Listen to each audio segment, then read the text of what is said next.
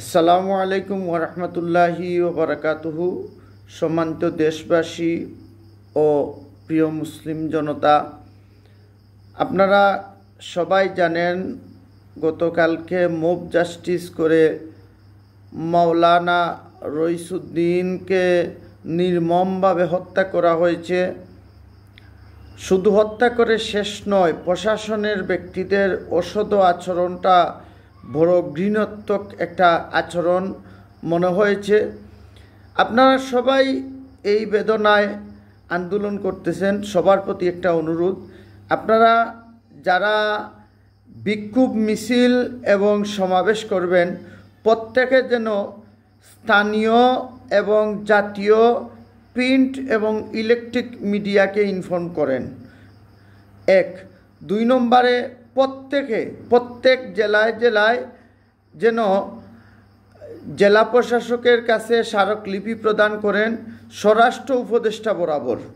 মনে রাখবেন, আপনার আমার এই আন্দোলনের ফসল কিন্তু অতি সহজে আপনি গড়ে তুলতে পারবেন এবং এই মাওলানা রইসুদ্দিনের হত্যার বিচার ত্বরান্বিত হবে আপনার আমার সদিচ্ছার ফসল হিসাবে। তা আমরা যারা আন্দোলন করতেছি প্রত্যেকে বিভিন্ন জেলায় প্রত্যেক গোরানার উলামায়ে কেরাম হল এই ব্যাপারে একমত। সবাই এটার তীব্র নিন্দা জানিয়েছেন এবং বিচারের জন্য দাবি জানিয়েছেন।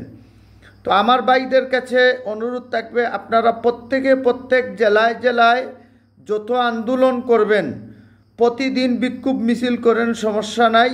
সেই জায়গায় এই বিক্ষোভ মিছিল শেষে ডিটেলস লিখে একটি স্মারকলিপি মাননীয় স্বরাষ্ট্র উপদেষ্টা বরাবর, এমনকি প্রধান উপদেষ্টা বরাবর জেলা প্রশাসকের মাধ্যমে স্মারকলিপি প্রদান করুন, যেটি দুর্নীতিবাজদের বিরুদ্ধে, এই মব জাস্টিস তৈরিকারীদের বিরুদ্ধে একটি যুগান্তকারী পদক্ষেপ হিসেবে বিবেচিত হবে। আশা করি আমরা সবাই এই বিষয়টি সহজে বুঝে নিব। পাশাপাশি যারা এই আন্দোলনের জন্য নেতৃত্ব দিচ্ছেন কেন্দ্র থেকে এবং যারা বিষয়টা বুঝেন, মুসলিম উম্মার মধ্যে যারা বিজ্ঞ আইনজীবী যারা আছেন, এমনকি উলামায়ে কেরাম, প্রবীণ উলামায়ে কেরাম যারা আছেন, ওনাদের প্রতি অনুরোধ, আপনারা সবাই অনতিবিলম্বে মাননীয় স্বরাষ্ট্র উপদেষ্টা এবং প্রধান উপদেষ্টার সাথে এই বিষয় নিয়ে আলোচনা করুন। এটা হবে সবচেয়ে উত্তম।